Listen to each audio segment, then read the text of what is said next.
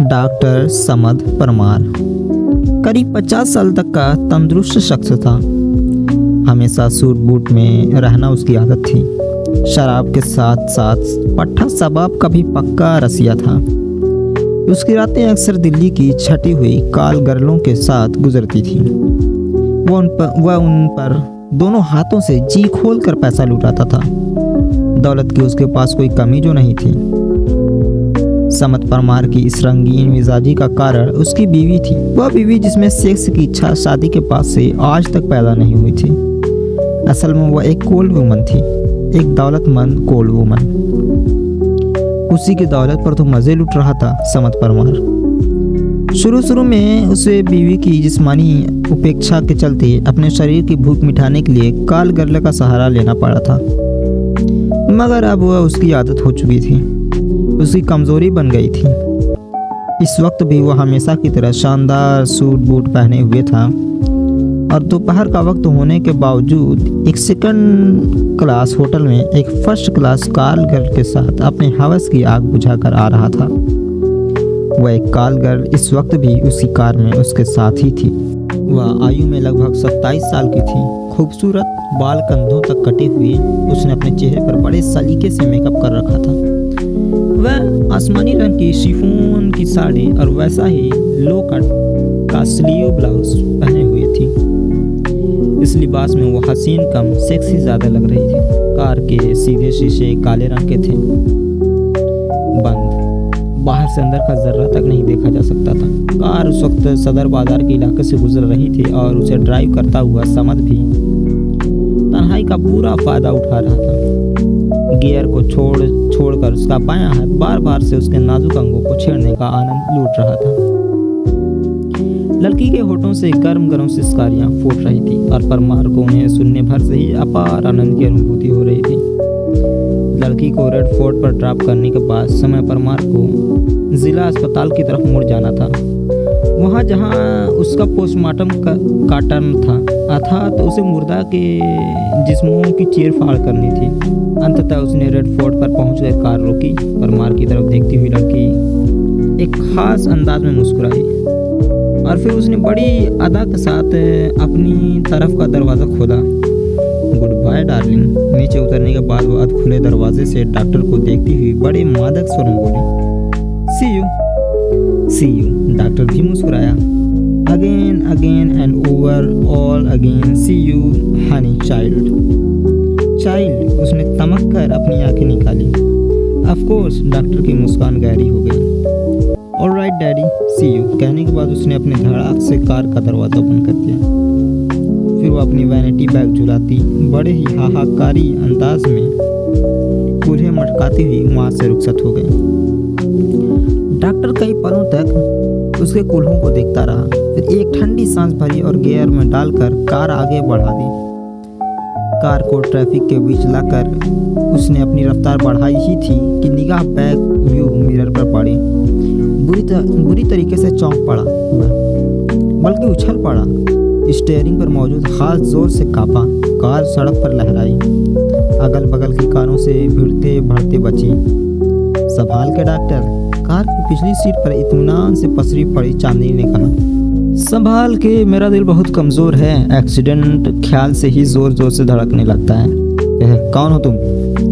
Steering पर control करने के बाद डॉक्टर धीरे से गुर्राया। उसके चेहरे पर कठोरता सिमटने लगी। मैंने तो सोचा था कि तुम एक सांस में कई सवाल पूछ डालोगे। चांदनी के लहजे में भरपूर मस्ती थी, मगर तुमने तो एक ही पर फुल स्टॉप लगा दिया। बको मत। डॉक्टर के जबड़े सख्ती के साथ भिज गए। लहजा कठोर हो गया। जो मैंने पूछा है उसका जवाब दो। तुम शायद ये जानना चाहते हो कि मैं यहाँ कैसे आ गई और कब से तुम्हारी रासलीला देख रही थी, राइट? Shut up. डॉक्टर काले नाक की तरफ फुंकारा। मैंने पूछा कि कौन हो तुम? चांदनी ने जैसे उसकी फुंकार सुनी ही नहीं थी। मैं यहाँ तब आई जब तुम कमला नगर के उस होटल की पार्किंग में अपनी कार लगाकर अपनी उस अम्मा के साथ अंदर रंगरलियां मना रहे थे, जिसे कुछ देर पहले तुमने चाइल्ड कहकर भावभीनी विदाई दी है। यू और तुम दोनों में से किसी को भी इसलिए नज़र नहीं आई चांदनी बिना रुके बिना हिचकिचाते आगे कहती चली गई, क्योंकि मैंने अपने इस खूबसूरत जिस्म को कछुए की तरह सिकोड़ कर तुम्हारी सीट की बैक में छिपा रखा था, और जैसे ही तुम्हारी चाइल्ड यहाँ से अंतर ध्यान हुई, मैं बाहर निकल कर एक अंगड़ाई लेने के बाद इस सीट पर फैल गई। That's all. डॉक्टर ने कार की रफ्तार कम की, उसे साइड की तरफ घुमाया और फुटपाथ पर चढ़ाकर एक झटके से रोक दी। चांदनी का जिस्म एक हिचकोले खाकर रुक गया। डॉक्टर तेजी से उसकी तरफ पलटा। चांदनी के होठों पर बहुत ही प्यारी सी मुस्कान थिरक रही थी। उसने डॉक्टर की उस हरकत का जरा भी विरोध नहीं किया। शुक्रिया, वो बड़ी अदा से नवा कर बोली। किस बात का? जो मैं चाहती थी वो बिना मेरे कहे करने के लिए, कार को रोकने के लिए। लेकिन खबरदार, एकाएक उसका लहजा बर्फ की मानिंद सर्द हो गया। अगर तुम मेरी इजाज़त के बगैर पलक भी झपकाए डॉक्टर साहब तो क्या कर लोगी? दांत पीसते हुए डॉक्टर ने उसके शब्द लप लिए। मुझे गोली मार दोगी? बेहिचक। पुनः मस्ती भरे आलम में ऐसा कहने के साथ जब उसने अपना हाथ ऊपर उठाया तो परमार को ऐसा रिवॉल्वर नजर आया जिसे चांदनी ने बड़ी दक्षता के साथ उस पर तान रखा था। परमार हकबकाया, चेहरा सर्द, काटो तो खून नहीं, आंखों में खौफ युक्त आंखें चांदनी के सुंदर चेहरे पर स्थिर होकर रह गईं, जैसे यकीन ही न कर पा रहा हो कि जिंदगी में उसे कभी किसी लड़की का यह रूप भी देखने को मिल सकता है। क्या मतलब? थूक तक बड़ी मुश्किल से गटक सका। .32 कैलिबर, चांदनी इतने इत्मीनान के साथ बोली जैसे उसे रसगुल्ले का गुड़ बता रही है। स्मिथ एंड वेसन कंपनी वालों ने यह बहुत ही उम्दा चीज़ बनाई है। गोली भेजे में पहुंचने के तुरंत बाद रूह बाहर आ जाती है। ट्रिगर दबाकर दिखाऊं? नहीं, परमार के हलक से चीख सी निकल गई। वह तुरंत आतंकित भाव से गिर गया। गोली मत चलाना, प्लीज गोली मत चलाना। मैं मरना भी नहीं चाहता। जानकर खुशी हुई कि जिंदा रहने की ख्वाहिशमंद हो। परमार की बोलती बंद। अब इसे देखो, कहने के साथ चांदनी ने अपने जींस की जेब से एक लिफाफा निकाला और परमार की तरफ उछाल दिया। परमार ने उसे लपका। ये क्या है? वो उलझन और सस्पेंस भरे भाव से लिफाफे को उलटता पलटता हुआ बोला। खोल कर देखो, तबीयत खुश हो जाएगी। परमार ने लिफाफे का सिरा फाड़ कर खोला। उसके अंदर पीसी साइज के करीब दर्जन भर फोटो थे। परमार ने लिफाफे कार की सीट पर उलट दिया। फोटो सीट पर बिखर गए। जैसे ही परमार की नज़र उन पर पड़ी, होठों से सिसकारी सी निकल गई। भौचक्का रह गया बेचारा। आंखें फाड़ फाड़ कर उन्हें देखने लगा। मस्तिष्क पर पसीने की बूंदों ने कब्जा जमा लिया। ये फटी पड़ी आंखों से चांदनी की तरफ देखा। इतने डर क्यों रहे हो ये इन्हें देखकर? ये तो तुम्हारी मर्दानगी की जीता जागता सबूत है। चांदनी अब भी मुस्कुरा रही थी। अपनी चाइल्ड को तुम बिस्तर पर कितने आर्टिस्ट तरीके से कलाबाजी खिलाते हो, ये उसका ऐसा सबूतनामा है जिसे कोई माई का लाल UNO तक में चैलेंज नहीं कर सकता। मेरा दावा है कि अगर यह सबूतनामा तुम्हारी दौलतमंद और ठंडी बीवी के सामने पेश कर दिया जाए तो वह शुगर मिल के बॉयलर की तरह गर्म हो उठेगी। नहीं, तुम ऐसा नहीं कर सकती। मेरी तौबा, मेरे बाप की तौबा, भला मैं ऐसा क्यों करने लगी? फिर मेरा मूड तो कुछ और ही करने का है। क्या? परमार ने बेवकूफ़ों की तरफ पूछा। सोच मैं ये रही हूँ कि इन सारे फोटोग्राफ्स के पोस्टर्स तैयार करवा कर शहर के सभी पब्लिक प्लेस पर चिपकवा दूँ। नहीं, परमार अर्थनाद कर उठा। कसम से, अपनी ही धुन में चांदनी पुनः बोली। दिल्ली की सारी न्यूफोमैनिया तुम्हारी कोठों के बाहर लाइन लगाए खड़ी होंगी। अगर मैं झूठ बोलूं तो मेरी जूती तुम्हारा सिर। क्या? परमार का चेहरा पहले हल्दी की तरफ पीला और फिर मिल में ताज़ा तैयार हुए कोरे कागज सा निस्तेज होता चला गया। हलक मरुस्थल बन चुका था। मेरे ख्याल से अब इस रिवॉल्वर की गर्दन ऊंट की तरह ताने रहने का कोई ज़रूरत नहीं है, चांदनी बोली। चाइल्ड्स का डैडी काफ़ी समझदार है। मेरी मर्जी के बगैर चूम पटाख करने की हिम्मत नहीं करेगा। क्यों डैडी, कुछ गलत तो नहीं कह गई? मैं कुछ नहीं करूँगा। परमार तुरंत बोला। कसम से मैं कुछ नहीं करूँगा। पर वो ज़रूर करोगे जो मैं कहूँगी, ओके? हाँ हाँ, गुड। चांदनी ने रिवॉल्वर वाला हाथ नीचे कर लिया। ये फोटोग्राफ्स तुम्हें कहाँ से मिले? काफ़ी बेवकूफ़ आदमी हो। चांदनी उसकी हालत का पूरा लुत्फ ले रही थी। काम के सवाल पूछने सिखाना पड़ेगा।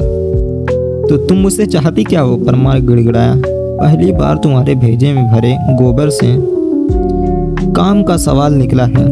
सच पूछो डॉक्टर साहब, तो मैं भी तुम्हारे साथ बिस्तर पर कला बांधे खाना चाहती हूँ, बिल्कुल वैसे ही जैसे तुम इन फोटोग्राफ्स में अपनी चाइल्ड्स, अपनी बेबियों के साथ खाते नजर आ रहे हो। तुम मजाक करती हो? हाँ, साली जो लगती हूँ तुम्हारी।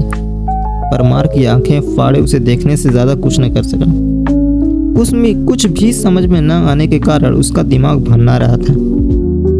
बेबसी से कसमसा कर वो बार बार पहलू बदलने लगता था। सुनो डॉक्टर, चांदनी बोली, मेरी बात गौर से सुनो। सुन रहा हूँ। इसे लोग आमतौर पर झुनझुना कहते हैं। वो ठीक किसी झुंझुने जैसे आकार का चीज़ परमार की आंखों के सामने लहराती हुई बोली। बाजार में 50 रुपए का मिलता है। बजा बजा कर बच्चों को बहलाने के काम आता है। एक बार फिर परमार की समझ में नहीं आया कि वो क्या कहे। आंखों में उत्कंठा और सारी दुनिया के सवालियत लिए वो चांदनी के हाथ में थमे झुनझुने को देखता रहा। लेकिन मैं तुम्हें इस झुनझुने को बहुत ही हिफाजत से अपने साथ ले जाना है, चांदनी ने पुनः कहा। ध्यान रहे, गलती से भी ये किसी की नज़र में नहीं आना चाहिए। अगर आ गया तो समझ लेना सबकी नज़रों में तुम्हारे ये फोटोग्राफ्स आ जाएंगे। मगर फिर मगर कमबख्त, मुझे तो ये कहीं नज़र भी नहीं आया, चांदनी कहती चली गई। मगर तुम हो कि मगर मगर डगर कहे जा रहे हो? जब यहाँ पानी ही नहीं है तो मगर कहाँ से आ जाएगा? मेरा मतलब है कि नहीं बताओ तो तुम्हारी सेहत के लिए अच्छा रहेगा, क्योंकि मुझे तुम्हारा कोई भी मतलब रास नहीं आने वाला। लेकिन मुझे इसका क्या करना होगा? यही है वो सवाल जिसे मैं इतनी देर से तुम्हारी मुखर बिन से सुनने की ख्वाहिशमंद थी। परमार चुप। मेरे ख्याल से तुम यहाँ हुई उठा पटक के बावजूद यह नहीं भूले होगे कि असल में इस वक्त तुम जा कहाँ रहे थे? कहाँ जा रहा था? भूल गए क्या? मैं अस्पताल जा रहा था। अस्पताल? याददाश्त वापस आने की बधाई, चांदनी बोली। अब लगे हाथों ये भी बता दो कि अस्पताल जाकर तुम्हें करना क्या है? पोस्टमार्टम? गुड, तुम्हारी याददाश्त पूरी तरीके से दुरुस्त हो गई है। एक पल के लिए वो रुकी। अब मेरी बात और ज़्यादा गौर से सुनो।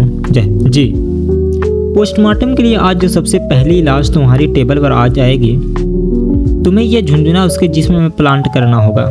क्या? परमार हक्का बक्का सा होकर चांदनी का चेहरा देखने लगा। उसकी आंखों में एकाएक गहरी उत्सुकता के भाव मचल उठे थे। दिमाग में आशंकाओं के ढेर सारे सर गिजबिजा रहे थे। शायद मेरी बात तुम्हारी समझ में ठीक से नहीं आई। उसके चेहरे पर नजरें गड़ाए चांदनी बोली। लेकिन इस खिलौनों को तुम किसी की लाश या जिस्म में क्यों पहुंचाना चाहती हो? किसी लाश के जिस्म में नहीं गधे, चांदनी ने किसी शब्द पर जोर देते हुए कहा। सिर्फ उस लाश जिस्म में जिसके बारे में मैंने तुम्हें बताया है। और जहाँ तक तुम्हारे क्यों का सवाल है, तो बेवकूफ़ाना सवाल के जवाब देना मेरी आदत नहीं है, लेकिन मैंने सवाल करने पर भी तुम्हारे ऊपर कोई पाबंदी नहीं लगाई है। आखिर जवाब देना या न देना तो मेरी ही मर्जी पर डिपेंड है। अब नेट सेल में यह बताओ कि यह काम हो जाएगा या नहीं।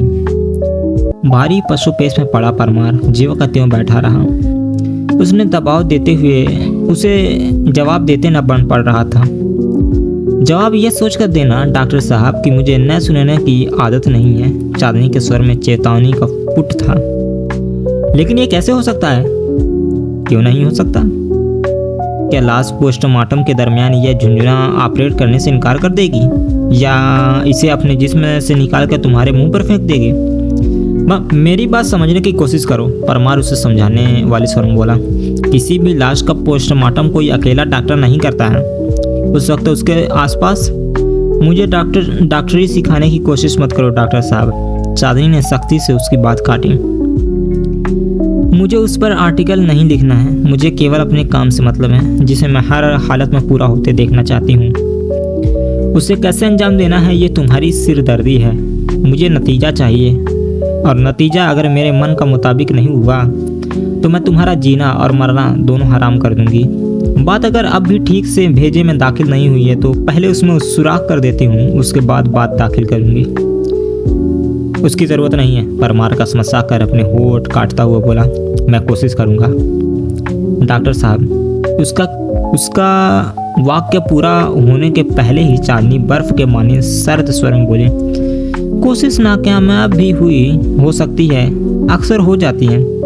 नहीं होगी, मैं वादा करता हूँ। गुड, ये जुबान मुझे पसंद है। और सुनो, अब क्या? किसी भी किस्म की चालाकी दिखाने के लिए मैंने तुम्हारे ऊपर कोई पाबंदी नहीं लगाई है, लेकिन क्या? ऐसा तभी करना जब पूरा यकीन हो जाए कि कामयाब हो जाओगे, क्योंकि नाकामयाबी की सूरत में आगे के शब्द उसने जानबूझकर अधूरे छोड़ दिए। मेरा ऐसा कोई इरादा नहीं है, डॉक्टर परमार सहम कर बोला। मैंने तो ऐसा सोचा तक नहीं था। चांदनी ने झुंझुना उसकी गोद में डाल दिया। इन फोटोग्राफ्स के नेगेटिव मेरे पास पूरी तरीके से मौजूद हैं। वो एक बार फिर बोली, अपनी दौलतमंद लेकिन ठंडी बीवी से सज़ा पाने का खतरा न हो तो इन्हें घर ले जाकर अपनी एल्बम में सजा सकते हो। अब मैं चलती हूँ, गुड बॉय। कहने के साथ उसने एक झटके से दरवाज़ा खोला और कार से बाहर निकल गई। इसके बाद पलट कर उसने एक बार भी कार की तरफ देखना गवारा नहीं किया। अपनी वैनिटी बैग संभाले तेज कदमों से विपरीत दिशा में बढ़ती चली गई। ठगा सा परमार स्टीयरिंग व्हील के पीछे बैठा रह गया। भुजंग को वापस पुलिस स्टेशन पहुंचने में शाम के 5 बज गए। ईसाई सहाय उसे इंतजार करता मिला। उसे देखते ही वो बोला, पोस्टमार्टम और फिंगरप्रिंट्स की रिपोर्ट आ गई है सर। दिखाओ। पहले तो उसने एक झटके में कह दिया, फिर तुरंत ही मूड चेंज करता बोला, अच्छा रहने दो, मुझे फ़ौरन कहीं जाना है। रिपोर्ट में कोई ख़ास बात हो तो ज़ुबानी बता दो। चाकू की मुठ पर रिबन बंधा होने की वजह से बहुत ज़्यादा साफ निशान नहीं उठाए जा सके हैं, उसने बताया। फिर भी उनकी निशानों का मिलान कर लिया गया है। भुजंग की आंखों में उम्मीद सी जगी। किसके निशान है वो? भंसाली की बेटी अलका के। केवल अलका के? भुजंग की उम्मीद तुरंत ही निराशा में बदल गई। और किसी के नहीं? No sir. भुजंग एक लंबी सांस लेकर रह गया। फिंगरप्रिंट एक्सपर्ट का कहना है, साहब बोला, इस बात की पूरी संभावना नजर आ रही है कि कत्ल करते वक्त कातिल ने दस्ताने या रुमाल का इस्तेमाल किया हो। केवल संभावना नजर आ रही है? भुजंग ने पूछा। इस बात को यकीन के साथ नहीं कहा जा सकता? No sir. फिर तो यह भी हो सकता है कि कातिल ने दस्ताने या रुमाल का इस्तेमाल किए बगैर ही करड़पाल के कत्लों का अंजाम दे दिया हो। भला ऐसा कैसे हो सकता है सर? साहब तुरंत ही हैरानी से बोला, ऐसा होता तो क्या चाकू पर उसके निशान नहीं आ जाते? क्यों नहीं आ जाते? और आए भी हैं, मगर कोई भी उस पर शक नहीं कर सकता। जानते हो क्यों? क्यों सर? क्योंकि वो शख्स अगर अलका ही है तो भला उस पर कैसे शक किया जा सकता है? केक काटने में उसने उसी चाकू का इस्तेमाल किया था। उस पर उसके फिंगरप्रिंट्स का आ जाना लाजमी है। हो सकता है उसने इसी बात का फ़ायदा उठाया हो। आपकी बात दुरुस्त है सर, लेकिन अलका करड़पाल का कत्ल क्यों करेगी? वह तो उसके भाई अजय पाल से प्यार करती है। कत्ल की आखिर कोई वजह भी होनी चाहिए। वजह भी निकल आएगी। अब ज़रा तुम पोस्टमार्टम की रिपोर्ट के बारे में कुछ बताओ। उसमें भी कोई नई बात नहीं है। कत्ल के अंदाज़न वक्त के साथ बताया गया है कि मर्डर वेपन कोई खतरनाक हथियार नहीं था। अगर वो सीधा मकतूल के सीने में न उतार दिया गया होता तो करड़पाल जैसा इंसान मरने वाला नहीं था। चाकू ने सीने में पेवस्त होकर सीधे उसके जिगर को फाड़ दिया, इसलिए उसकी मौत हुई। एनीवे, ये किस्सा छोड़ो और उन कामों के बारे में बताओ जो मैं तुम्हें सौंप कर गया था। मैंने पावर हाउस जाकर उस आदमी से बहुत बारीकी से पूछताछ की है सर, जिसने कल इमरजेंसी कॉल रिसीव की थी। क्या कहता है?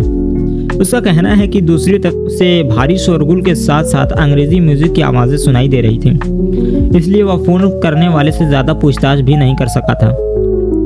यानी इसमें शक की कोई गुंजाइश नहीं रह जाती है कि कॉल किसी मोबाइल से प्रॉपर्टी से ही किया गई थी। आप ठीक कह रहे हैं सर, सहाय कहता चला गया। मैं टेलीफोन एक्सचेंज भी गया था, मोबाइल नंबर भी मालूम किया। नतीजा वही है जिसका अंदाजा आपने पहले ही लगा लिया था।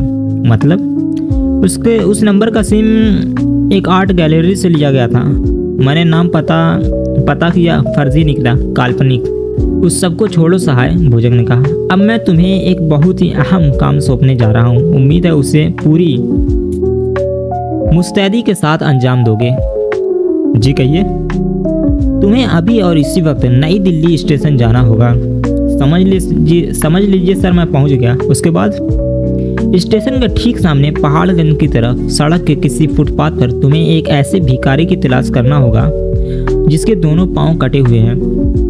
तलाश तो मैं कर लूँगा सर, लेकिन मैं तुम्हारी उलझन समझ रहा हूँ, मगर फिलहाल विस्तार से कुछ भी बताने का वक्त नहीं है। फटाफट उस भिखारी को लेकर यहाँ पहुँचो, बाकी बातें लौट कर बताऊँगा।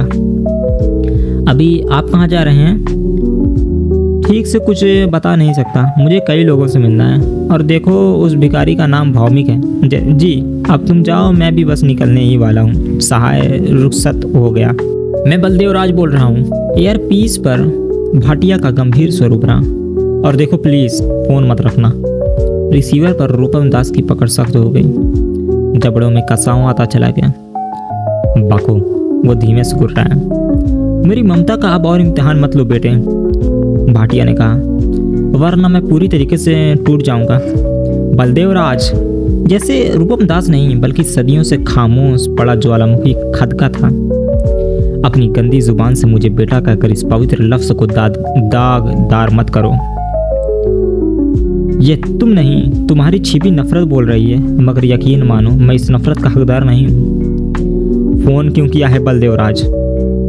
मैं यही जानना चाहता हूँ बेटे कि करण की लाश थोड़ी देर पहले ही मोर्चरी से लेकर आया हूँ और कल सुबह 10 बजे का वक्त मैंने भैया के अंतिम संस्कार का मुकर्रर किया है। तुम्हें कोई एतराज़ है? उसने जलते स्वर में पूछा। करण के दाह संस्कार में मैं भी आना चाहता हूँ रूपम। कर मत बैठना बलदेव राज, ऐसी गलती मत कर बैठना। रूपम दास की आवाज़ में खामोश कहर झलका, वरना कल शमशान में एक नहीं 2 चिताएं जलानी पड़ जाएंगी। तुम मुझसे यह हक नहीं छीन सकते रूपम, भाटिया की आवाज़ में कसक थी। तुम मुझे इतनी भयानक सज़ा नहीं दे सकते। ये सज़ा तो तुम्हें और ज़रूर मिलेगी बलदेव राज भाटिया। जो बीज तुमने बोए थे उनसे यही फसल निकलनी थी, और आज जब ये फसल लहलहा रही है तो तुम तड़प रहे हो। तड़पो और तड़पो, मुझे उतना ही सुकून मिलेगा जितना तुम तड़पोगे, क्योंकि तुमने भी हम तीनों भाइयों को बहुत तड़पाया है।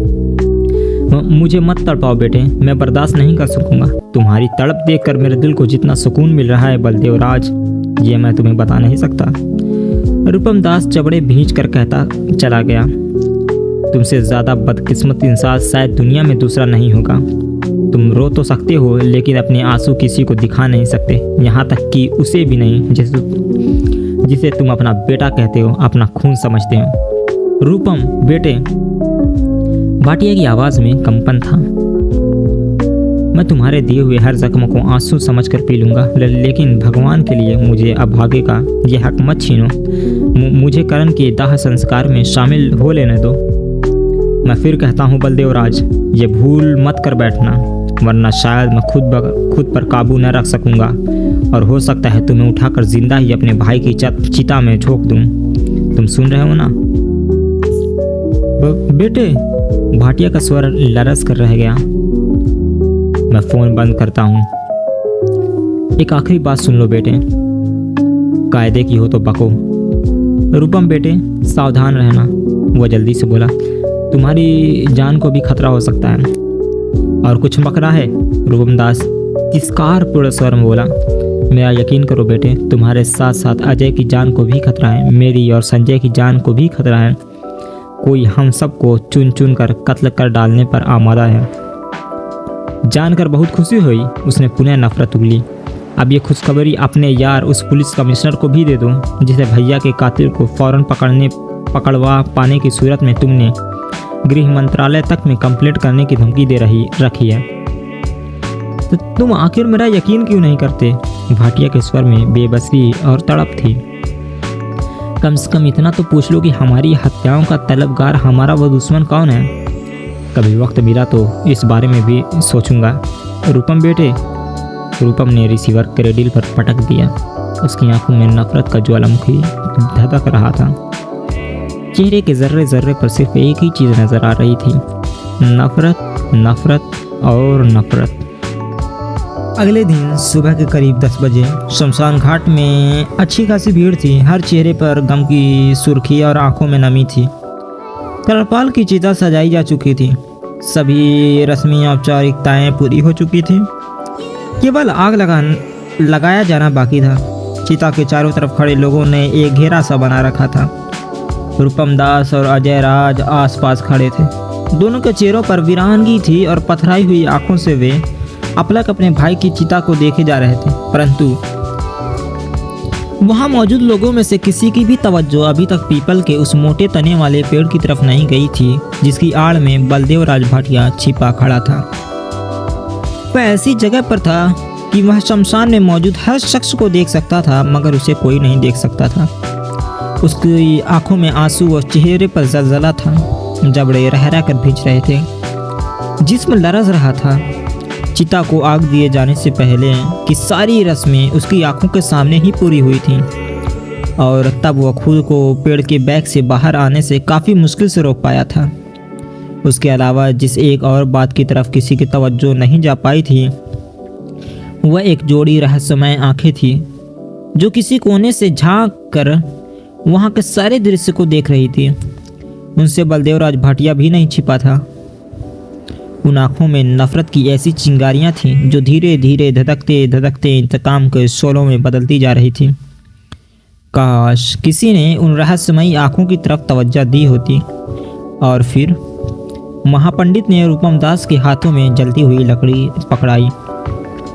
रूपम दास कई पलों तक एक टक भाव से लकड़ी के जलते हुए अगले सिरे को देखता रहा। फरफराती हुई ज्वाला का अक्स उसकी पुतलियों में उभरने लगा। एक ऐसी ही ज्वाला खुद उसके अंदर भी तो धधक रही थी, नफरत और प्रतिशोध की ज्वाला। किसी शुभ चिंतक ने उसके कंधे पर सांत्वना भरा हाथ रखकर हौले से दबाया तो उसे जैसे होश में आया। उसने वहां पर मौजूद जनसमूह पर एक उड़ती सी नजर डाली, फिर बोझिल कदमों से चलते हुए चिता की परिक्रमा की। परिक्रमा पूरी करने के बाद कई पलों तक ठिठका खड़ा खाली खाली नजरों से लकड़ियों के उस ढेर को देखता रहा जिसके नीचे माटी का बेजान पुतला बना उसका भाई दबा पड़ा था और जिससे अब केवल उसके हाथों मिट्टी में मिल जाने का इंतजार था। बस कुछ ही लम्हों की बात थी। रूपम दास ने लकड़ियों की आग दिखा दी और अपने हाथ में पकड़ी हुई जलती लकड़ी को चिता के ऊपर फेंक दिया। ऐसा करते वक्त रोकने की लाख कोशिशों के बावजूद बरबस ही उसकी हिचकी फूट निकली थी। देसी घी में भीगी लकड़ियों ने तुरंत आग पकड़ ली। करपाल की चिता धू धू कर जल उठी।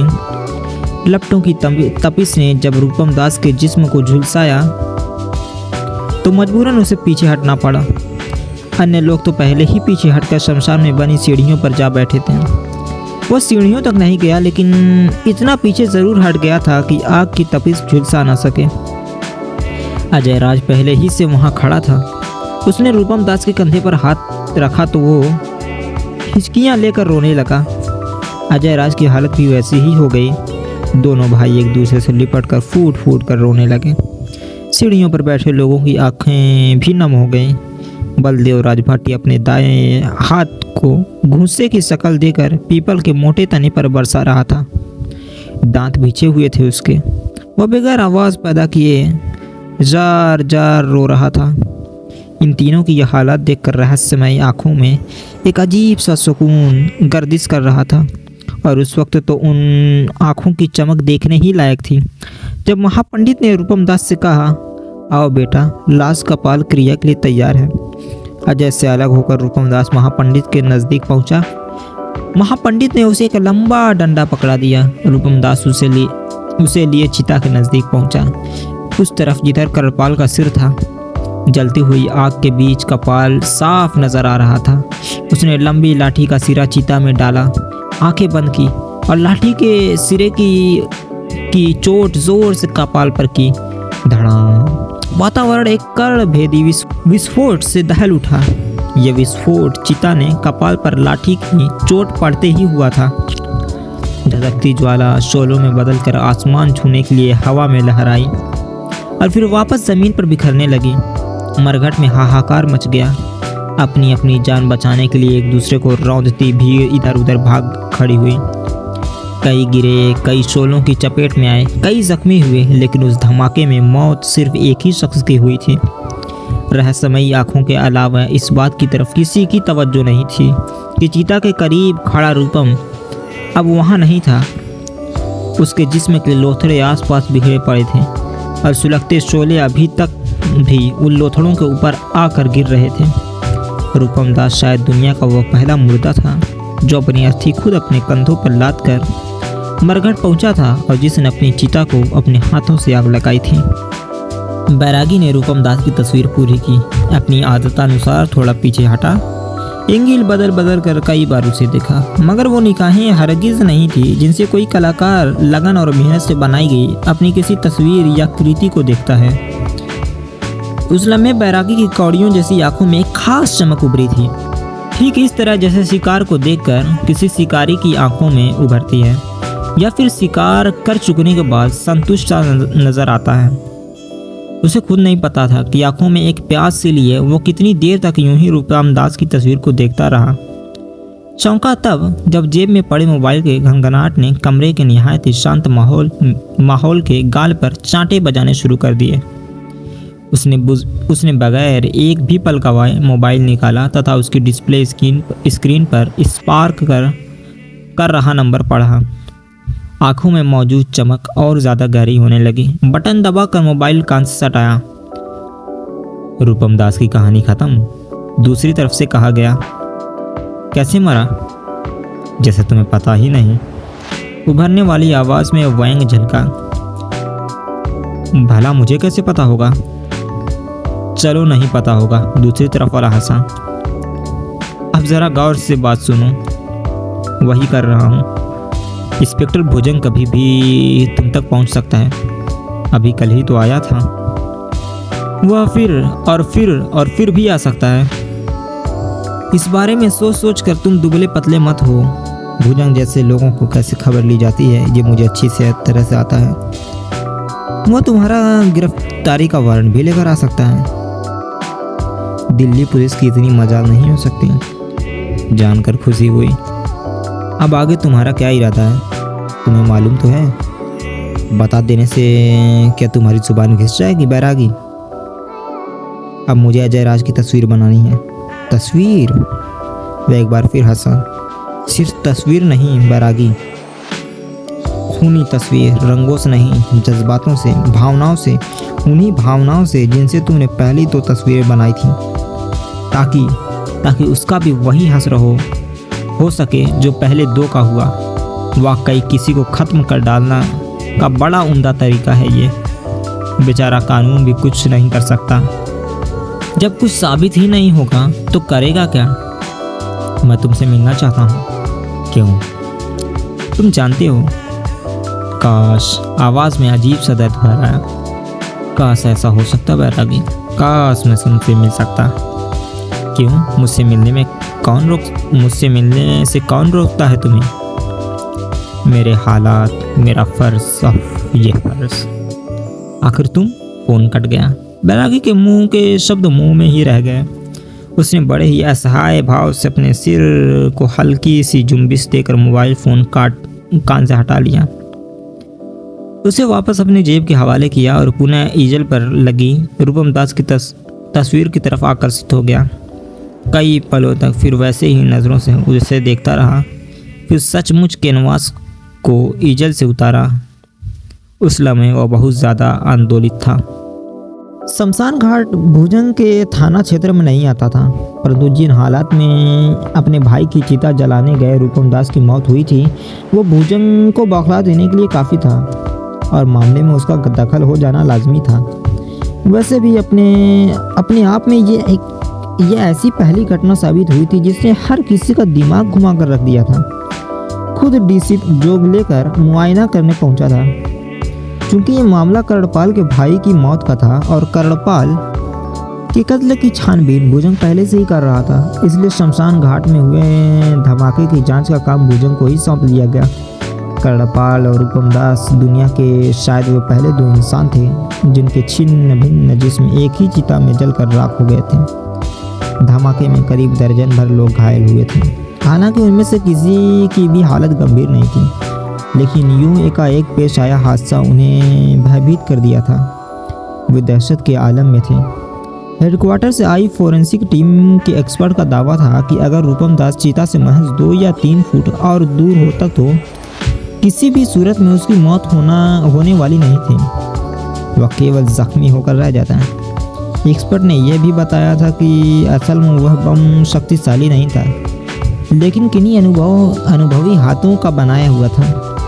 उसमें केवल देसी बारूद कुछ अन्य विस्फोटक रसायन के साथ मिक्सर करके भरा गया था और टालुइन नाम के कि उस रसायन ने बारूद को इतना संवेदनशील बना दिया था कि वो लाठी के लगने पर कपाल के खुलते ही आग के संपर्क में आने पर ब्लास्ट हो गया। जलती चिता के साथ जिस तरह से कर्णपाल की लाश खील हुई थी, उसने एक्सपर्ट की सहज ही बता दिया था कि विस्फोटक लाश के अंदर ही छिपाया गया था। भुजंग का दिमाग साए करने लगा। कातिल सचमुच बहुत ही मास्टरमाइंड था। उसने बहुत ही सोच समझ कर रूपम दास की हत्या का षड्यंत्र रचा था। भुजंग पालेकर ने फौरन ही उस डॉक्टर के बारे में पता किया जिसने कर्णपाल की लाश का पोस्टमार्टम किया था। वह तुरंत डॉक्टर समद परमार के बंगले पर जा धमका और बहुत ही खतरनाक इरादे के साथ पेश आया। उसका पहला ही सवाल था, कर्णपाल की बॉडी में आपने क्या रखा था? क्या कहा तुमने? बुरी तरह चौंकने की जबरदस्त एक्टिंग करने के साथ उसने अपनी आंखें गोल कर ली थी। मैंने किसी की बॉडी में कुछ रख दिया था? किसी की नहीं, कर्णपाल की बॉडी में। कौन कर्णपाल? जिसका आपने कल पोस्टमार्टम किया था। तो यूं कहो ना, हम जिन बॉडियों का पोस्टमार्टम करते हैं उनके नाम याद नहीं रहते हैं, परमार ने कहा। पर यह बात क्या कही तुमने? यह कि मैंने उस बॉडी में कुछ रख दिया था?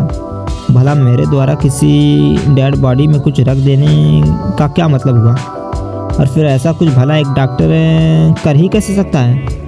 क्यों नहीं कर सकता? परमार भी पूरा घाक था। बोला, पहले जाकर अपनी जनरल नॉलेज में इजाफा करो इंस्पेक्टर। क्या मतलब? भुजंग के मस्तिष्क पर बल पड़ गए।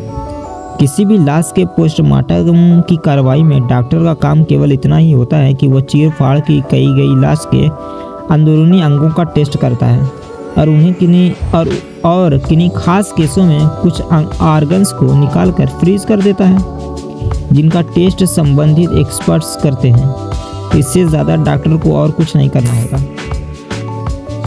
बॉडी की चीर फाड़ कौन करता है? नीचे का स्टाफ, वो इसी का एक्सपर्ट होता है। सिलाई, वह भी उसी के जिम्मे होती है।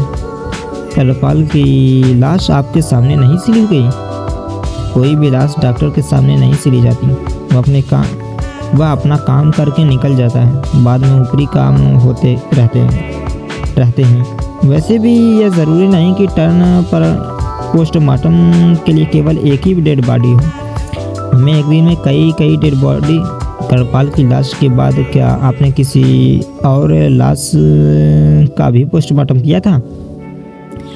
नहीं, इत्तेफाक से कल पोस्टमार्टम के लिए बस वही एक लाश आई थी और अपना काम करने के बाद मैं हमेशा की तरह निकल गया था। लेकिन पर ध्यान दिए बगैर भुजंग ने कहा, आपके कहने का मतलब यह हुआ कि किसी डेड बॉडी में अगर कुछ रखना हो तो इसकी सहूलियत एक डॉक्टर से ज़्यादा नीचे के स्टाफ के पास होती है। उनके पास जो चीर फाड़ और सिलाई आदि करते हैं। तो बात तो ठीक है, लेकिन कोई भी किसी की बॉडी में कुछ क्यों रखेगा और क्या रखेगा? ये बात ही समझ से परे है। वहाँ से बॉडी को ले जाकर अंतिम संस्कार कर दिया जाता है। तो फिर? भुजंग ने एक बार फिर उसकी बात काटी। आपके ख्याल से नीचे के स्टाफ में ऐसा कौन है जो उस बॉडी में कुछ रख सकता है? कुछ क्या? कुछ बताइए तो सही, हुआ क्या है? भुजंग ने परखने वाली नजरों से उसकी आंखों में झांका। परमार बेहिचक उसकी आंखों में देखता रहा। अंततः भुजंग ने ही नजर हटाई और सब कुछ बता दिया।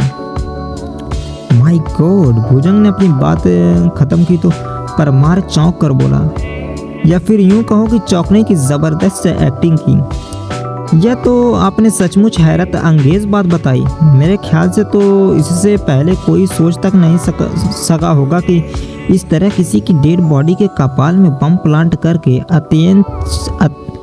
अंत्येष्टि करने वाले की हत्या की जा सकती है। सोचने वाले ने ऐसा सोचा कैसे? अपराधी ऐसे ही नए नए तरीके सोचते हैं डॉक्टर साहब। फिर तो ठीक है, तुमने सीधे मेरे पास आकर और मुझसे यह सारी पूछताछ करके कोई गलती नहीं की है इंस्पेक्टर, चालाक परमार कहता चला गया। ऐसी अवस्था में तो किसी का भी सबसे पहला शक पोस्टमार्टम करने वाले डॉक्टर पर ही जाएगा। मगर यह तो मैं पहले ही बता चुका हूँ कि पोस्टमार्टम के नाम पर एक डॉक्टर का काम कितना भर होता है। दूसरी बात, भला मेरा किसी करपाल या उसके भाई से क्या लेना देना जो ऐसा करूँगा? अब आप मुझे उसका नाम बताइए जो नीचे के स्टाफ के नाम पर कल पोस्टमार्टम के वक्त आपके साथ, यानी जिसने करपाल की लाश की चीर फाड़ और सप्लाई आदि की थी।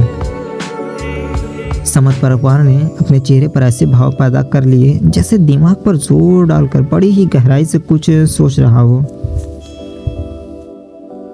उसका भी करपाल या उसके भाई से क्या मतलब हो सकता है? मतलब निकालना मेरा काम है डॉक्टर, उसके लिए तुम अपना दिमाग को कष्ट मत दो, केवल उसका नाम बताओ। कल मेरे साथ शेखर था, इस वक्त कहाँ मिलेगा? यह तो आपको अस्पताल जाकर ही पता चलेगा। वैसे मेरे ख्याल से आप उस पर शक करके भी वही गलती कर रहे हैं जो मुझ पर शक करके कर रहे थे। शेखर ऐसा आदमी नहीं है। गलती आप कर रहे हैं डॉक्टर साहब, भुजंग ने उसे घूरा। मैं क्या गलती कर रहा हूँ? ये समझ कर कि आप मेरे शक के दायरे से बाहर निकल चुके हैं।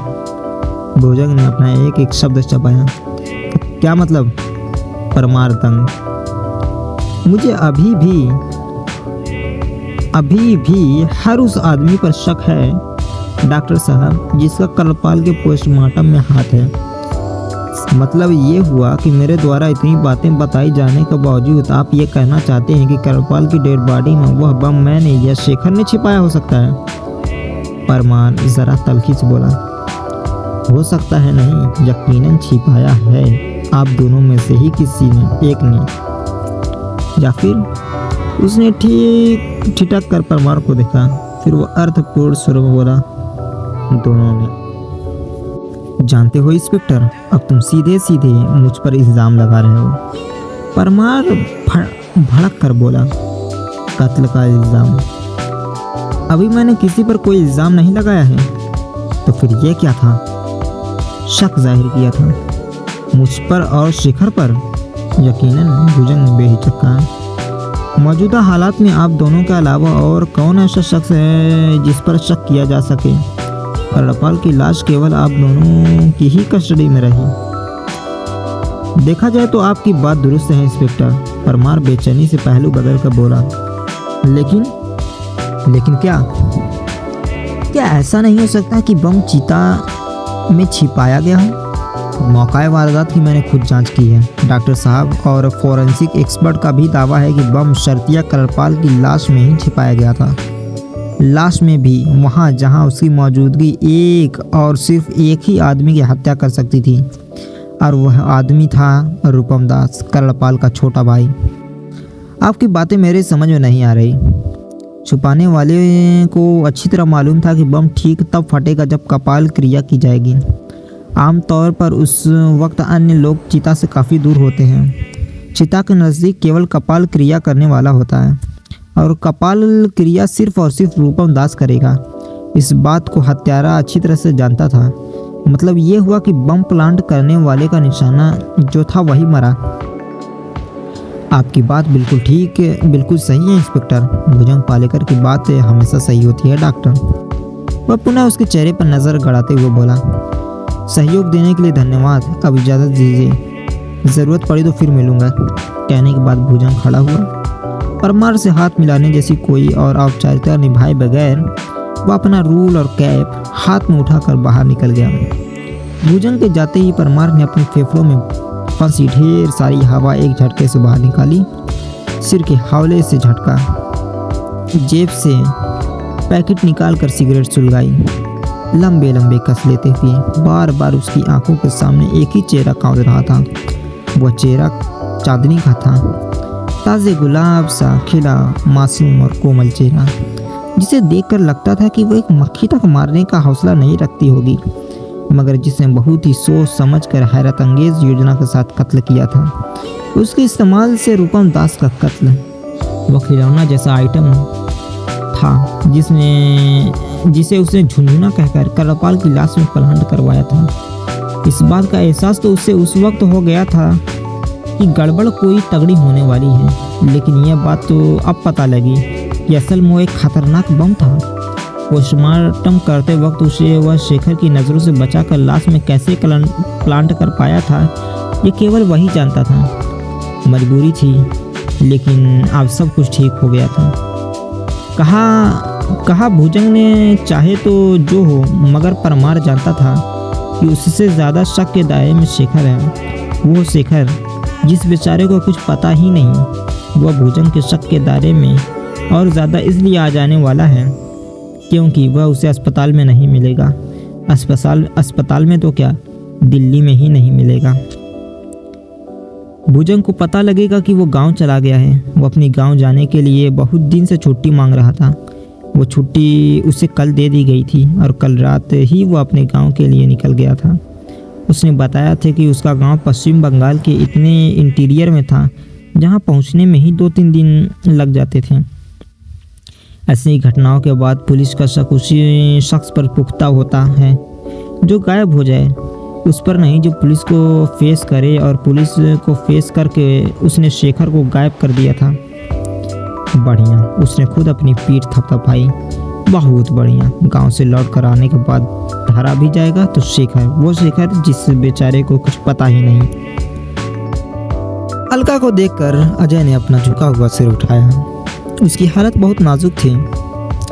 चेहरा किसी कब्र से खींची हुई लाश की मानिंद पीला और निस्तेज नजर आ रहा था। आंखें फूलकर सूज गई थी। गालों पर बहने वाले आंसुओं की धार जमकर सूख चुकी थी। बढ़ी हुई शेव, बिखरे बाल, सूखे होठ। उस सबको देखकर अलका के दिल में एक हुक सी उठी। झील सी आंखों में दर्द की लहर आकर ठहर गई। धीरे धीरे चलती हुई उसके करीब पहुंची। कुछ कहने की कोशिश में फड़फड़ाए, लेकिन शब्द मुंह से बाहर ना निकल सके। उसने अजय राज के कंधे पर तसल्ली भरा हाथ रखना चाहा, परंतु ऐसा भी नहीं कर सकी। सारे शरीर में इतनी तेज कंपन हुआ कि उसने अपना बढ़ा हुआ हाथ वापस खींच लिया। अलका, अजय राज बोला तो उसकी आवाज़ में किसी अंधे कुएं से आती महसूस हुई। तुम यहाँ क्यों आई हो? अलका ने आहत भाव से उसकी तरफ देखा, मानो पूछ रही कि इस सवाल का क्या मतलब हुआ।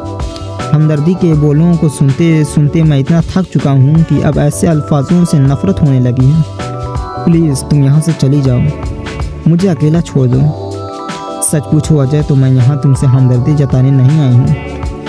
अलका जाने किन भावनाओं की वशीभूत बोली।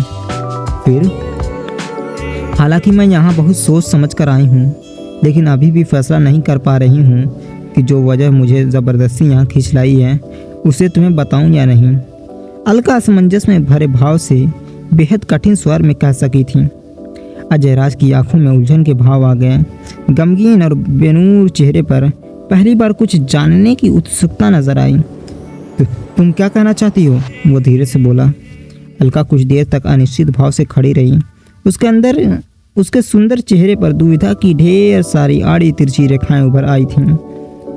अजय, वह गंभीर स्वर में बोली, मैं नहीं जानती तुम्हारे साथ ऐसा क्यों हो रहा है। मैं ये भी नहीं जानती कोई शख्स क्यों एकाएक ही तुम्हारे भाइयों के खून का प्यासा हो गया। मैं तुम्हें शब्दों में नहीं बता सकती कि तुम्हारे भाइयों को यूं एकाएक होने वाली अकाल मौतों का मुझे कितना अफसोस है। लेकिन क्या अलका? उससे भी ज़्यादा अफसोस इस बात का है कि अजय राज ने अलका के स्वर में छिपी गलानी साफ साफ महसूस की कि इन मौतों के लिए किसी न किसी रूप में मैं भी जिम्मेदार हूँ। ऐसा कोई भी ख्याल तुम अपने दिमाग में मत लाना अलका, अजय राज सहज भाव से बोला।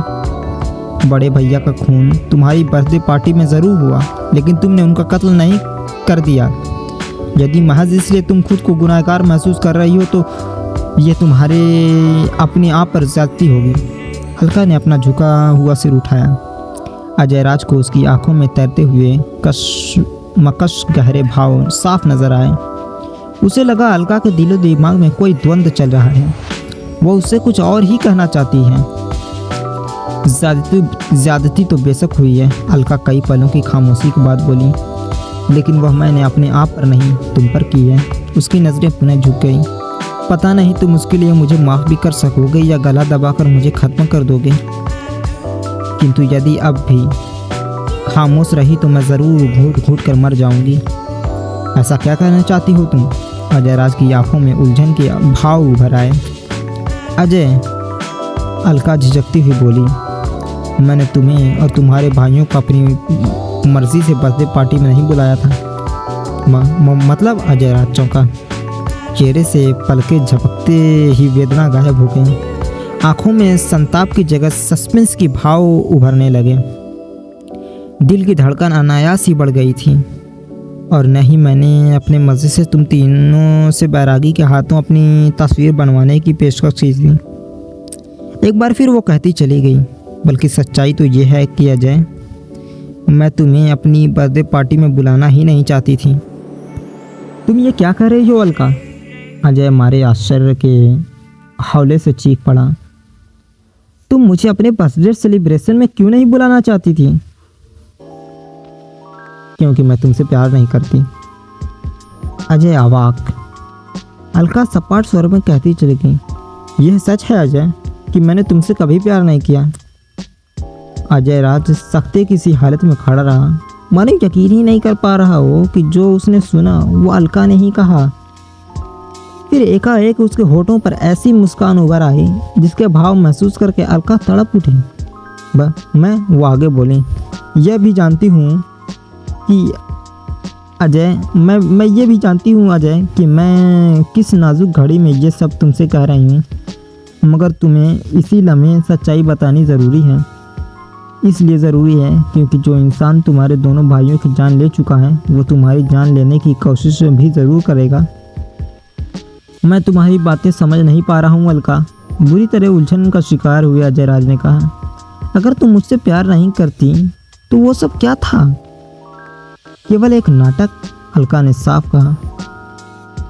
अलका के शब्द अजय राज की छाती पर फौलादी घूंसा बनकर लगे।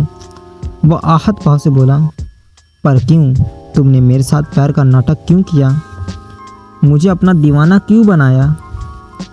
मैंने कहा ना, अपनी मर्जी से कुछ नहीं किया। जो कुछ भी किया बहुत मजबूर होकर किया। मैं किसी के हाथों की कठपुतली बनी हुई थी। असल बात तो ये है कि आज भी बनी हुई हूँ। कौन है वो? हलक से गुर्राहट निकली। नहीं बता सकती अलका, उसने दांत भीजे। तुम जानती हो ना कि तुम क्या कह रही हो, किससे कह रही हो और किन हालात में कह रही हो। शायद तुमने मेरे शब्दों पर गौर नहीं किया। मैंने बताया कि मैं आज भी उसकी उंगलियों के इशारों पर नाचने वाली कठपुतली हूँ और इस वक्त भी यहाँ उसी की भेजी हुई हूँ। नहीं, बस यही एक काम मैं अपनी मर्जी से कर रही हूँ और अपनी जान हथेली पर रख कर रही हूँ। मुझे पता है कि अगर उसे मेरे इस स्टेप के बारे में पता लग गया तो कितना बड़ा अनर्थ हो जाएगा। यकीन मानो अजय, तुम कल्पना भी नहीं कर सकते हैं कि इस सब के लिए मैंने कितना बड़ा रिस्क लिया है। ऐसा कौन है वो? क्यों हो तुम इतनी मजबूर? मैं चाह कर भी उसके बारे में कुछ नहीं बता सकती। चाहते हुए भी मैं तुम्हारी मदद क्यों नहीं कर सकती? आई एम सॉरी, मगर हो सके तो मुझे माफ़ कर देना अजय। अलका, एकाएक अजय राज के स्वर में बेहद सर्द भाव आ गए। तुम जानती हो, मैं अभी भी अपने दो भाइयों की चिता जला कर आ रहा हूँ, बल्कि चिता के सोनों से बचे अध जले लोथड़ों को राख बना कर आ रहा हूँ। और उन दोनों ही भाइयों का खून होते हुए मैंने अपनी आंखों से देखा है। वो मुझे क्या नहीं मालूम अजय? तुम्हें यह नहीं मालूम कि अपने भाइयों को खो चुकने के बाद अब मेरे दिल में जीने की कोई तमन्ना बाकी नहीं। मैं बस एक चलती फिरती लाश बन चुका हूँ, और ये लाश अपना इंतकाम लेने के लिए किसी भी हद से गुजर सकती है। दांत भींच कर कहने के साथ उसने उसकी आंखों में झांका। तुम मेरा मतलब समझ रही हो ना? मैं बहुत अच्छी तरह तुम्हारे अंदर सुलग रही आग की तपिश को महसूस कर सकती हूँ, अलका ने बगैर हिचके कहा। इस बात का भी मुझे खूब अंदाज़ा था कि मेरे मुंह से यह सब सुनने के बाद तुम्हारा क्या रिएक्शन होगा। इसके बावजूद तुम्हारे पास अकेली जाकर तुम्हें बेखौफ सब कुछ बता दिया। जानते हो क्यों? अजय राज उसके निश्चल चेहरे को देखता भर रहा, जैसे उसे समझने की कोशिश कर रहा हूँ, क्योंकि अपनी नज़र में मैं तुम्हारी गुनाहगार हूँ और चाहती हूँ कि तुम अपने हाथ से मुझे मेरे गुनाहों की सज़ा दो। अलका कहती चली गई। मैंने महज किसी और का प्यार पाने के लिए तुम्हें अपने प्यार के फरेब में फंसाने का गुनाह किया है, तो इस वक्त मुझे यह सब बताने क्यों आई हो?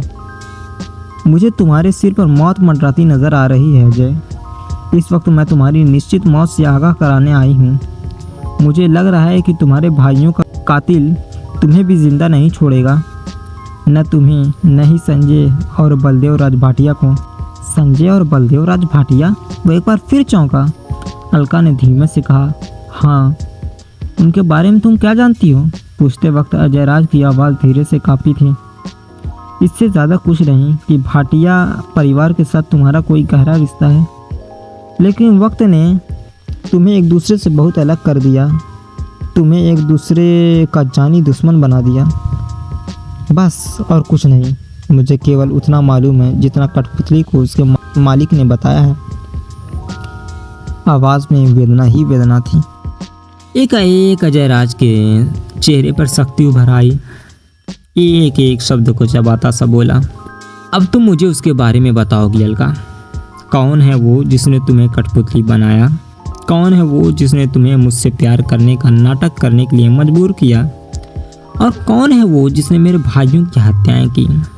यह बात मैं यहाँ आने से पहले ही जानती थी कि इन सवालों के जवाब हासिल करने के लिए तुम मुझे जान से मार सकते हो, मेरे टुकड़े टुकड़े कर सकते हो, और सच पूछो तो मैं चाहती भी यही हूँ।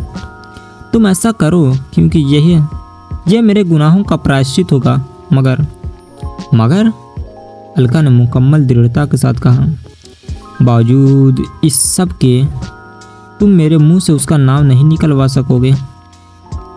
तुम भूल रही हो अलका कि तुम जैसी लड़की के पास जिंदगी से कहीं ज़्यादा कीमती एक नियामत और भी होती है। अजय राज का एक भभकते स्वर में बोला, एक बार फिर कहूँगी कि मैं सब कुछ सोच समझने के बाद ही तुम्हारे दरवाजे पर अकेली आई हूँ। अलका ने उसकी आंखों में झांकते हुए कहा था, और मुझ में तुम्हें रोकने की ताकत भी नहीं है। बेशक तुम मेरी आबरू लूट सकते हो, लेकिन सोचो अजय, उससे क्या होगा? क्या तुम अपने मकसद में कामयाब हो जाओगे? शायद हो जाऊं। उम्मीद भी मत करना। अलका का दृढ़ स्वर। तुम क्या समझते हो, क्या मुझ जैसी लड़की अपनी इज्जत कमाने के बाद एक पल के लिए भी जिंदा रहना गवारा करेगी? कुछ देर तक अजय भभकता चेहरा लिए उसकी तरफ देखता रहा। अलका भी निरंतर उसी की तरफ देखती रही। फिर अचानक ही उसके भाव में आश्चर्यजनक तब्दीली हुई। खुद को रोने से रोकने के प्रयास में उसका चेहरा बिगड़ने सा लगा। बावजूद इसके कि वह खुद को रोकने से नहीं रोक सका, वो अपने दोनों हाथों में अपना चेहरा ढांप कर फफक पड़ा और फफकता बोला, नहीं अलका, मैं तुम्हारे साथ ऐसा कुछ नहीं कर सकता। तुमने भले ही मुझसे प्यार का नाटक किया हो, लेकिन मैंने तुमसे सच्चा प्यार किया था। तुम्हारे बारे में मैं ऐसा सोच तक नहीं सकता। अलका कुछ क्षणों तक टकटकी लगाए उसकी तरफ देखती रही। एक कदम आगे बढ़ाकर उसके बिल्कुल करीब पहुंची और घुटनों के बल उसके नज़दीक बैठ गई। उसने अपने कोमल हाथों से उसके दोनों हाथ थामे और चेहरे से अलग कर दिए। अजय राज की आंखें आंसुओं से तरबतर थीं। मेरी बात छोड़ो अजय, मैं जानती हूँ कि तुम मुझसे किसी भी लड़की का रेप करने का हौसला नहीं है। वह कातर भाव से बोली, मैं भले ही तुमसे प्यार का नाटक किया हो, लेकिन इस बीच तुम्हें बहुत करीब से जान चुकी हूँ। सच कहती हूँ अजय, किसी और की बनकर भी मेरे दिल में तुम्हारी यादें हमेशा कसकती रहेंगी। तुम्हारी मांग सजाने वाला दुनिया का सबसे खुशकिस्मत इंसान होगा। अजय राज भर्राए स्वर में बोला। अलका की आंखें बरबस ही नम हो गई। उसने अजय राज के घुटनों पर अपना सिर रख दिया और अनायास ही धीरे धीरे से सिसकने लगी। अजय राज पुतला बना बैठा रहा। अपनी कसक निकाल चुकने के बाद अलका ने अपना सिर उठाया तो अजय राज बोला, वो कैसी मजबूरी है अलका, जिसके चलते तुम इतनी मजबूती से जुबान बंद रखने के लिए मजबूर हो? अगर बता सकती तो उसे मजबूर ही क्यों कहती? अलका अपनी आंखें पोंछ कर बोली, वह कौन खुश नसीब है जिसे तुम प्यार करती हो? कैसे बताऊं? अलका का उदास स्वर। उसने तो एक बार भी मुझसे प्यार भरी नज़रों से नहीं देखा, फिर भी तुम उसकी दीवानी हो। अजय राय बहुत बेईमानी, बहुत ही खोखली हंसी हंस दिया। दिल पर कब किसका जोर चल जाए अजय, मोहब्बत की ये दुनिया बड़ी निराली है अलका। अजय राज के लहजे में अजीब सा दर्द सिमट आया। इसने अपनी कोख में कैसे कैसे अभागों को पनाह दे रखी है। एक अभागी तू है जिसे पलकों में खुशियां नहीं आंसू भर कर जीने का शौक है। तुझसे बड़ा अभागा वह है जो समुंदर को छोड़कर मरीचिका में पानी तलाश कर रहा है, और उससे भी बड़ा अभागा मैं हूँ जो खैर। उसने अलका की तरफ देखा। तुम्हें तुम्हारी खुशियाँ बहुत बहुत मुबारक हो अलका। क्या तुम मुझे माफ़ कर सकोगे? अगर ज़िंदा रहा तो तुम्हें शादी की मुबारक देने ज़रूर आऊँगा। मुझे अपनी शादी में बुलाओगी ना? अजय, अलका का स्वर एक बार फिर लरज़ उठा।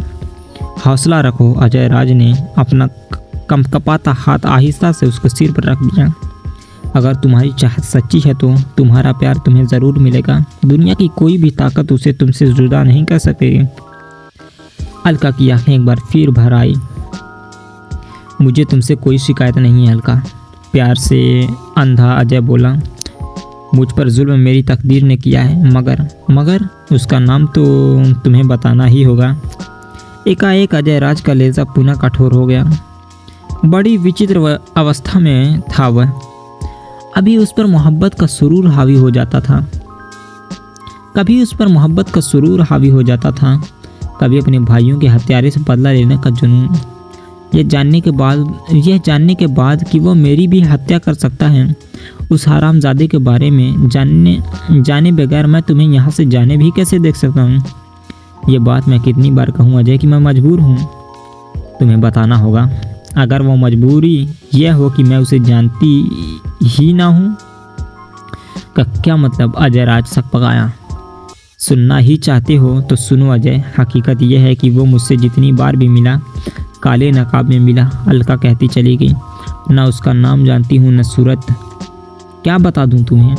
अजय उसे देखता रह गया। आंखों में ऐसे भाव थे जैसे परखने की कोशिश कर रहा हो कि वो सच बोल रही है या बहाना बना रही है।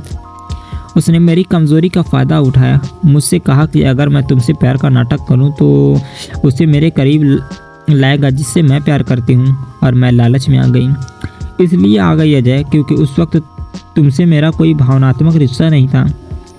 मुझे लगा अपने प्यार को पाने के लिए किसी अनजान लड़के से यह खेल खेलने में कोई बुराई ही क्या है। उस वक्त मैं सोच भी नहीं सकती थी कि बात इतनी आगे निकल जाएगी।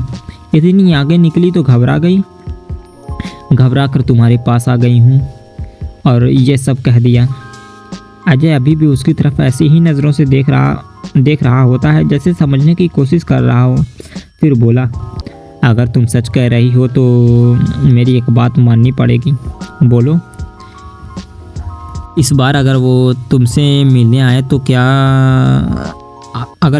तो तुम किसी भी तरह मुझे से इन्फॉर्म कर दोगी? अजय राज ने कहा। और अलका, इतना तो तुम्हारा फ़र्ज़ भी बनता है। भले ही तुमने मुझसे प्यार न किया हो, लेकिन फिर भी मैं कहीं ना कहीं तो तुम्हारे अंदर हूँ ही। ऐसा ना होता तो ये सब बताने तुम यहाँ आती ही क्यों?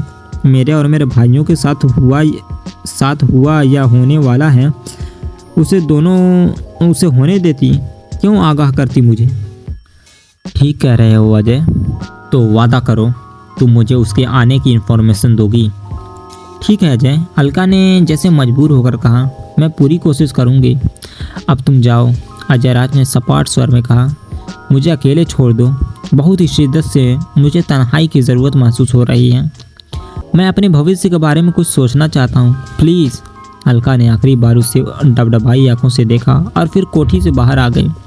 अब वो खुद को काफ़ी हल्का महसूस कर रही थी। एक बहुत बड़ा बोझ उसके दिल से हट गया था, लेकिन अब दिमाग पर एक दूसरा ही बोझ हावी हो गया था, आत्मग्लानि का बोझ। यह बोझ अजय राज की उदारता और तहजीब ने उसे माफ़ करके सौंप दिया था। उसे शायद उम्मीद नहीं थी कि उतना सब सुनने के बाद अजय राज उसे यूं जाने आने देगा। भारी मन और बोझिल कदमों से चलती हुई वह कोठी के पोर्च में खड़ी अपनी कार तक पहुंची।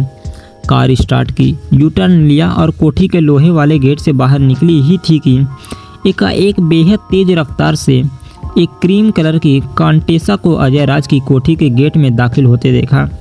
उसकी ड्राइविंग सीट पर अलका को जिस शख्स की झलक नज़र आई, उसे पहचानते ही उसके दिमाग में चींटियां सी रेंगने लगीं। वो शख्स बलदेव राज भाटिया था। भाटिया की कांटेसा को कोठी में दाखिल हुए अभी मुश्किल से आधा मिनट हुआ था कि कोठी की गेट से थोड़ा परे आकर एक सफ़ेद रंग की एम्बेसडर रुकी। अलका की कार ने अभी रफ्तार नहीं पकड़ी थी, शायद इसलिए उसे एम्बेसडर में मौजूद इकलौते शख्स की झलक मिल गई। दिमाग को एक और झटका लगा। वो एम्बेसडर में मौजूद शख्स को बखूबी पहचानती हैं। वह इंस्पेक्टर भुजंग था। अलका को लगा कि वो बलदेव राज भाटिया का पीछा करता हुआ ही वहां तक पहुंचा था। इसके पहले ही भुजंग की तीखी निगाहें उस पर पड़ पाती अलका ने अपनी कार की रफ्तार बढ़ा दी। उसके दिमाग में अजीब सी उथल पुथल शुरू हो चुकी थी।